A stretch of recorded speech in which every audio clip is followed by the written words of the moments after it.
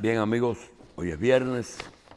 Tenemos al ingeniero José Israel Cuello.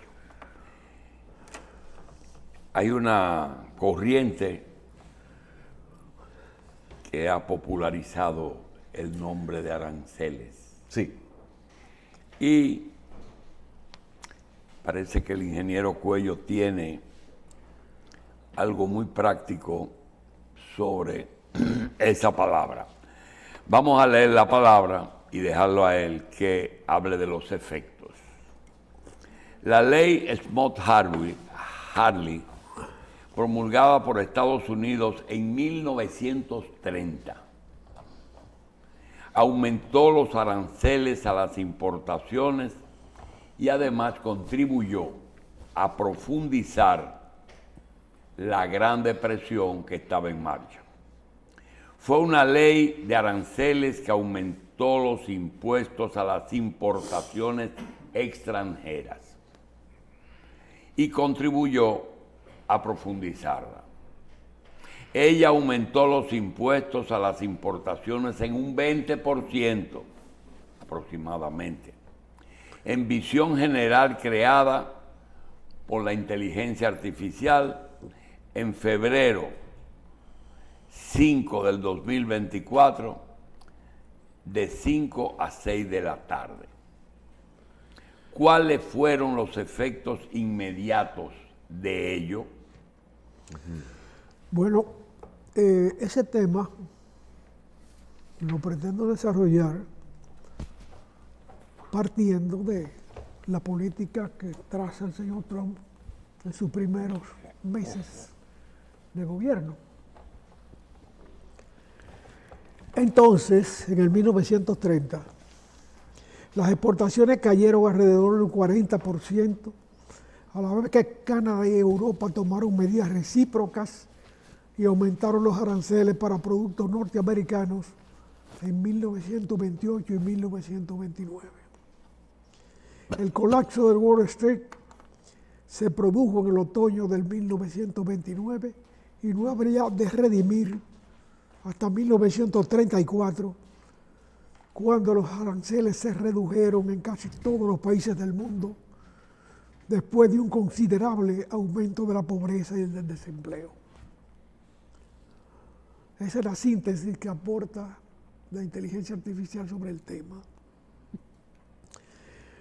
Además, reducción de productos industriales, el comercio y la liquidez, quiebras bancarias y comerciales, caída de los precios, la renta nacional, los ingresos fiscales y los beneficios empresariales, caída de los precios de las cosechas en la industria rural, devaluación de las monedas y reducción de los salarios, disminución de la actividad económica y reducción de los depósitos bancarios, disminución del comercio internacional con efectos devastadores en casi todos los países ricos y pobres, alza en la tasa de desempleo y pobreza, reducción de la liquidez, producción industrial y el comercio, quiebras bancarias y una devaluación de monedas donde el dólar y la libra, que eran, la libra era determinante hasta esa fecha, y ahí murió, y del dólar se reducen en un 40%. Como consecuencia de ese pulso, a partir de la redención de la crisis, la libra pasó a segundo plano y el dólar pasó a primer plano. De manera que guerra avisada no mata soldados. No mata mucho. No mata muchos soldados, siempre mata algunos. Siempre mata algunos. Pero Trump debería saber todo eso debido, como hijo de inmigrantes, que Trump, porque hay que saberlo, descendiente de inmigrantes, tuvo alguien en su familia que en algún momento debió haberle hablado de esa época que se vivió cuando quizás él todavía no había nacido, lo que fue la Gran Depresión. Porque a veces tenemos el problema de que la gente no tiene una noción de los daños que causan ciertas medidas o ciertos fenómenos porque no los vivió, sencillamente. Pero mirar para atrás siempre es importante. Sí. No es que se sigan todas las medidas que se aplicaron entonces, pero esa Gran Depresión marca la historia de la humanidad. A partir de ahí los imperios se modificaron. Estados Unidos pasó a ser, después que se rescató, la primera potencia del mundo. hasta ahora. Que se avisora un cambio de la misma naturaleza después de esta crisis, pero ya los componentes están narrados, están establecidos. De manera que, dicho esto, vamos a ver lo que significó la visita del secretario de Estado norteamericano tras el presidente Trump asumir la presidencia de ese país. Bien, que constituye sin duda... No, déjamelo leerme. Está bien. Constituye sin duda alguna un momento trascendental en la historia dominicana, el reconocimiento que significa la visita de Estado del primer latinoamericano nacido en Estados Unidos en función de tal nivel, por muchísimas razones. Al mismo tiempo que el nombramiento de una embajadora a cargo de la sede, la dominicana, abandonada desde unos 6 años atrás por ellos, sin ninguna explicación conocida. Y un éxito indiscutible del canciller de la República con el aliento pleno del presidente Abinader, y muchas cosas más en los detalles consiguientes de una visita histórica que tiene un único precedente en el aterrizaje de la señora Roosevelt en la segunda década del siglo XX, cuando aterrizó en el río Iguamo de San Pedro de Macorís, porque no existían pistas de aterrizaje todavía en la República Dominicana. Sí. De manera que el presidente Abinader está santificado ante los norteamericanos. Sí. Se convierte en un referente por unas relaciones que han sido bien manejadas. Sí. U otras que han sido manejadas mal. De manera que hay que ver qué pasa. Pero lo cierto es que no se le puede negar éxito al que tiene éxito. No, y el asunto de que Marco Rubio ya durante su audiencia de confirmación haya mostrado cierto conocimiento de la situación dominicana favorece que no venga aquí a escuchar explicaciones que podrían ser interesadas o quizás algo sesgadas. Bueno, cuando él estaba vestido de paisano visitaba con cierta frecuencia la República Dominicana. Ah, ok. Como turista. Sí. Sí. No, y por lo visto tiene unas amistades desde hace cierto tiempo que le han podido decir más o menos cómo son las cosas. Y las fotos durante la toma de posesión y sus amigos, parece que tiene buenas relaciones con gente de aquí que sí, que le han dicho más o menos cómo es que anda la cosa. No, cuando se viene como ciudadano, aunque él era senador previamente, pero siendo cubano de origen, pues se entiende mejor con la vida dominicana. Y de manera que, pero el senador Rubio, el ex senador Rubio, que ahora es el secretario de Estado norteamericano, trataría temas que no tenía por qué tratarlo públicamente. Pero preocupa que su condición de cubano de origen haya sido silenciada y reducida. Él no ha ido a Cuba nunca, por lo menos abiertamente. Y la decisión del presidente Trump, de su naturaleza, de coger el campo, el terreno de Guantánamo, donde Estados Unidos, después de la guerra con España, al final del siglo XIX, montó una base naval como base carbonera, ni siquiera estratégica, para qué servían las armas de entonces a tal distancia de los objetivos. Instaló eso como base carbonera, que era lo normal entonces como combustible de los barcos. Sin embargo, nunca llegó a un acuerdo con los gobiernos cubanos para una entrega de esa base. Y no creo que los cubanos de entonces, de antes de la revolución, se interesaran mucho en eso, porque era gente muy estrechamente ligada, por lo general, a los puntos de vista norteamericanos. Los gobernantes, evidentemente la población no, y eso da lugar eso da espacio a la Revolución Cubana, entre otras cosas.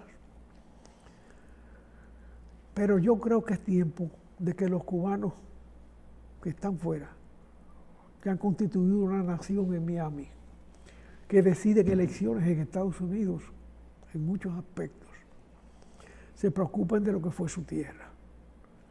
Porque eso tras la muerte de Fidel y tras la senectud natural de Raúl, que todavía vive, está como sin tino. No tiene por dónde salir. Y no es cerrarle la puerta a lo que se le hace al enemigo, es facilitarle la salida. Porque eso sin destino envilece a la humanidad. Porque es un territorio donde ha habido un enfrentamiento universal, trascendente, que no puede ser borrado de la historia, pero que ya llenó todas sus posibilidades. Sí. Deja su huella como todo acontecimiento tan largo. Estamos hablando de más de 60 años de poder. Y que una persona de origen cubano se le endilgue la ratificación de la base de Guantánamo como una cárcel donde no hay tribunales previos que condenen, donde los presos, si salen vivos, es después de negociaciones desdorosas y dañinas, que no le hacen bien a nadie. Porque la traición tampoco tiene sentido. No hay por qué humillar a un hombre, independientemente de que se consideren deficiencias su conducta, cuando se puede redimir con otra razón. Y convertir esa base de Guantánamo de más en más en una cárcel inmensa no le conviene ni siquiera a Estados Unidos. Y es un trompezón de Trump. Sí, un trompezón de Trump. No, ingeniero, usted ve que cuando uno va a recibir visita en su casa, como que se preocupa por saber qué le va a brindar. Siempre, eso es una analogía, de que uno dice, ¿qué le gusta a él? ¿Qué come? ¿Qué le puede agradar? Porque también al receptor de la visita le quiere agradar y obtener algún provecho de la misma. Fue a El Salvador y le ofrecieron las cárceles para recibir gente. Eso es lo que ellos producen. Sí. Presos en remas. Sí. Sí, que fue a El Salvador y le ofrecieron, aquí podemos tener ¿cómo fue? Una zona franca. Un centro con su especialidad, que es mantener gente presa, gente condenada. Aquí que llega, como por una coincidencia, o vamos a decir una cosa así de una vez, pero estando Marco Rubio aquí, ¿qué le vamos a brindar? Pero mire, hay un avión venezolano en el Higüero, que para que usted vea que nosotros sí apoyamos a Estados Unidos, vamos a confiscárselo a Maduro. Y eso es así por lo menos como yo lo veo. ¿Cómo lo ve usted, ingeniero, que hay esas muestras de buena voluntad a veces en esas visitas que se le hacen? Vamos a decir, mire, para que usted vea de verdad que nosotros apoyamos su política, mire lo que vamos a hacer. Bueno, esos son dos aviones. Sí. Están confiscados en la práctica, ahora con documentos. Desde mucho antes de que se hablara de que Marco Rubio iba a ser canciller norteamericano en tan corto plazo. Mire, ya que usted vino, llévese ese avión. No, yo supongo que los norteamericanos están haciendo alguna negociación con los venezolanos para que le entreguen eso. Pero los venezolanos no están en esa tesitura. Ellos se sienten cercados, los gobernantes venezolanos, o los desgobernantes, porque una gente que disuelve una nación no es un gobernante, sino un destructor. Que desencuadernan la nación. Así que estamos hablando de que más de la tercera parte de todos los habitantes de Venezuela no viven ya en Venezuela, probablemente para siempre. Bueno, De manera que comienzan a arraigarse en Miami, como se arraigaron los cubanos, y se olvida la que patria. ya se convirtieron, los mismos ciudadanos se convirtieron en el principal producto de exportación de un país. Ya. Sí, ¿Qué exporta Venezuela? Venezolano. Eso es, así es. Sí, pero la diferencia es que otros países que han emprendido proyectos de esa naturaleza no tenían la riqueza organizada No. y produciendo que tenía Venezuela organizada y produciendo. Y eso se ha disuelto.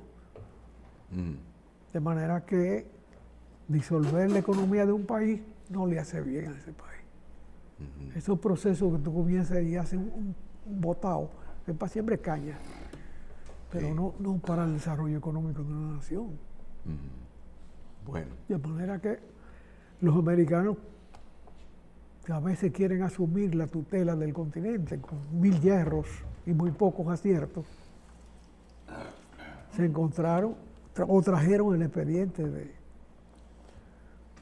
de las asociaciones sin fines de lucro de la República Dominicana, sustentada en erogaciones de dinero del poder norteamericano sin control fiscal. claro. Bueno, pero José, el tema de la cárcel de Guantánamo, la visita del secretario y los efectos de los aranceles, yo creo que eran 3 temas que tú tenías. Yo no sé si tienes otro, pero queremos aprovecharte para poder visualizar algo que yo realmente no tengo la menor idea. Hay una palabra que se usa, que la están usando, gobernanza. ¿Qué quiere decir gobernanza realmente? Es una palabra hembra. Forma de gobernar. Una palabra hembra. ¿Una palabra? Hembra. Oye, esa palabra hembra viene a la medida porque yo quiero preguntarte, esa forma de gobernanza De gobernar. que no es ¿sí? hembra que está llevando a cabo el presidente de Estados Unidos, en que tiene unos guantes puestos, dispuestos a primero golpear para luego discutir. Ya tiene el ejemplo de México, dame un mes, tiene el ejemplo del canal, si hice el canal, ¿por qué China tiene más privilegios que nosotros? No quiero pagar arancel, en fin, todas esas cosas, porque en todo país hay demasiado al mismo tiempo. Tú visualizas, independientemente de Donald Trump, que un sistema que lleve ese ritmo puede mantener el ritmo muchos años, Esos son, o esa es una etapa. son síntomas de agotamiento. ¿Perdón? Son síntomas de agotamiento. Ellos no miden los resultados de su política por su significado esencial, Y no por el resultado. sino por criterios políticos de sectas y de minorías que en definitiva son sectas. Sectas políticas. Sectas políticas. Este señor, todo el mundo sabe las limitaciones que tiene. Perdió unas elecciones y rechazó el resultado. Es cierto que era muy agregado y que el gobierno de Biden fue un desastre, realmente. Los demócratas insisten en Biden y Biden lo que hizo fue un espectáculo de incapacidad. De manera que este se la lució, con balazo incluido. Que puede haber sido un fuego de fatuo que le hiciera la herida necesaria y mínima, porque todo es capaz, todo cabe en el reino de Dios, como dice. Y Trump es un muchacho malcriado que sencillamente insistió en postularse, y desde mucho tiempo atrás los dominicanos que viven en Nueva York, que visitan el país con cierta frecuencia, me decían que nadie le impedía ganar. Y era por la misma razón que el PLD perdió aquí. Abinader no ganó esas elecciones. Perdió el PLD porque se dividió. Seguro. Muy sencillo. Trump no ganó esas elecciones. El partido contrario Perdió. perdió porque presentó un mal candidato que en la propia campaña, en su parte final, tuvo que resignarse porque vacilaba en la discusión con él. Y movió una ficha, la señora Kamala, que no llegó a pegar en el electorado porque ya era muy tarde. Ya eso estaba fraguado. Ya la candidatura de Trump se había hecho y la de los demócratas deshecho. De manera que esas son las razones de la política. Pero cambiar un candidato a esa altura del juego es sencillamente reconocer que no tiene un candidato maduro. Porque los candidatos hay que madurarlo en tiempo. La otra cosa, José, es que no te resulta extraño que asumir el poder, nombrar su secretario de Estado, que es prácticamente un director ejecutivo de la línea del nuevo gobierno, de que en su agenda, en los primeros 10 días, incluya República Dominicana en un viaje de 24 horas, ¿qué te hace pensar de que nosotros estamos en una escala de importancia para los intereses de Estados Unidos? ¿Es ahora o ha sido siempre? Hay momentos en que ellos le han hecho más caso a la República Dominicana que en otros. Hay momentos en que han humillado a esta nación, incluso invadiéndola. Nos colocaron a Trujillo como su hombre en la República Dominicana por 30 años y después ellos mismos tuvieron que participar en la única forma que había de sacarlo del poder. Esos son pasitos tuntún que no se corresponden a un dominio imperial moderno. Porque no es que no existan los imperios, es que si existen, se midan por sus resultados. El resultado más asombroso de las relaciones chino-norteamericanas,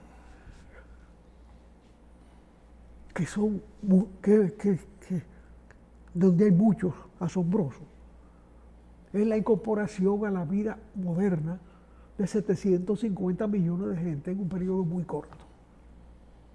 Entonces, destruir eso debilita aquello. Y ahora se enfrentan con China sin que China les responda siquiera, pero lo que manifiesta es una debilidad y una duda sobre su vigencia imperial. Porque no hay que ser gobernante ni manejar gobierno, simplemente leer algunas cosas. Usted sabe que los imperios no son eternos. Y que hoy, cuando se ha globalizado las relaciones internacionales... Esa es la clave, los imperios no son eternos y tienen su línea de declive, pero cuando tú ves que te anuncian ayer que Estados Unidos va a asumir Gaza, tú tienes como que sentarte y decir, espérate, Gaza, Medio Oriente, palestinos, judíos, que Estados Unidos va a asumir Gaza. ¿Qué te hace pensar que él va a coger para Medio Oriente a asumir Gaza? Porque él en la vida privada él ha sido un desarrollador. Ha sido un desarrollador de proyectos urbanísticos. Allá. Él está ejerciendo su... Sí, él está ahora como jefe de Estado, midiendo con sus conceptos profesionales. Está haciendo lo que está aplicando siempre. Pero tiene que pensar que ese conflicto de Israel y Gaza y todas sus derivadas y componentes tiene más años. Es decir, eso puede ser como una llevada al poder, lo que hizo aquí en Farallón Trump. Sí, un proyecto. Exacto, pero él hizo muchísimos proyecto proyectos. Inmobiliario, Exacto. turístico. Ese es este fue privado y aquel esa es su práctica profesional. Público-privado. Sí. Pero ese asiento de múltiples sectas de creencia más allá de la vida, que es ese Israel de hoy y sus vecindades comenzó antes de Cristo. José, Ahí fue que nació Cristo. sí, José, pero el problema es que esa visita tan precaria, y que hasta, tú sabes lo que se habló ayer de tierras raras. De tierras raras hablaron aquel, digo, el que debe estar feliz es Ramón Albuquerque, porque tuvo la visión de aceptar. ¿Sabe que él es actualmente el funcionario encargado de esas cosas? Por decreto. Oculto. Decreto oculto. Yo No, existe hay un decreto de Ramón de que está encargado de un área extraña y es de esas tierras raras. Y yo veo que ayer anuncian que aquí hay, ¿cómo dice el listín? Yo no sé si lo viste. Mira, José. Bueno, está bien que lo haga. Eso es Pero correcto. en esta visita largaron tierras raras. Y abrazos raros también. ¿Eh? Y poner manos raras. También estamos más bien que el carajo. Sí. Estamos pegados. ¿Eh? Estamos pegados. Tú comenzaste un tema ahorita que quizás después uno lo desarrolle, es el origen de ese joven, ¿verdad? El origen del joven secretario de Estado y lo que es un secretario de Estado en Estados Unidos, ¿verdad? Mira, él no ha ido a Cuba nunca, a menos que fue ¿Ah? en algún desembarco clandestino. Y digo, pero no tiene edad para eso. En la época que se hacía, él era un niño. Él nació en Miami, hijo de un matrimonio muy humilde. Su mamá era mesera de un bar. Y ha tenido éxito político. Pero no sé ahora mismo si él todavía mantiene el calor por Cuba o ya el calor por Cuba le pasó. Porque se desarraigan los exiliados. Hay dominicanos que han llegado a ser secretario del alto nivel del Partido Demócrata y no han vuelto para acá nunca. Y nacieron. Fue primero senador y ahora secretario de Estado. Sí. ¿Eh? No, y en Florida también cargos menores antes. O sea, tiene una carrera política ella. Y Pero- entonces ahí se confirma algo que tú dices, que es que hay una Cuba en Florida. Hay una Cuba, entonces ya El tiene. Producto Bruto Interno de la colonia cubana. Sí, pero en, tiene- en Miami es mayor que el de Cuba Pero entera. cuando tú hablas de recursos humanos, tú hablas de Menéndez, pero ahora está hablando de un hombre que ya fue, no solamente como Menéndez senador, y que después se puede hablar del por qué Menéndez está preso, no es por los regalos que le hacían, es por una política frente a Cuba que tenía, una política de no apertura. Él se negaba a darle facilidades a una apertura como la que hizo Obama, que fue a conocer a Fidel Castro. Eso es allá antes de Obama. ¿Eh? Eso fue un allá antes de Obama. allá Y fue al entierro de Mandela también. ¿De quién? De África. Ah, sí. Él fue allá Sí, pero- y fue y se le acercó a Raúl Castro. Y lo Eso saludó. tú no lo ves como un acto de gobierno. No, Eso no, son... Que él quería conocer a Fidel Castro. no, y dar tonos de diferencia política. Esa fue una frustración para mucha gente, porque no basta el color de la piel. ¿Y tú conducta. consideras que ese joven hoy día es quizá la figura política más alta que esa comunidad cubana en Florida ha logrado? Claro que sí. ¿Verdad? Claro que sí. Eso no se discute. Porque inclusive puede ser presidente porque ha nacido allá. Sí, sí, sí. Sí, pero uno le quita la posibilidad. Exacto, porque cualquier día Porque de capaz ahora de inventan. inventar. Bueno, vamos a hacer una Pero pausa. fíjate que el ministro, cada ministro tiene en esos niveles un espacio para una impronta propia El área de poder de cada ministro. de cada ministro, porque es el ministro de Relaciones Exteriores de los Estados Unidos. Eso no es cualquier cosa. Y a una temprana edad tiene ese cargo. Pero no sé si le queda algo de su origen nacional. Y no tiene por qué hacer otra cosa frente a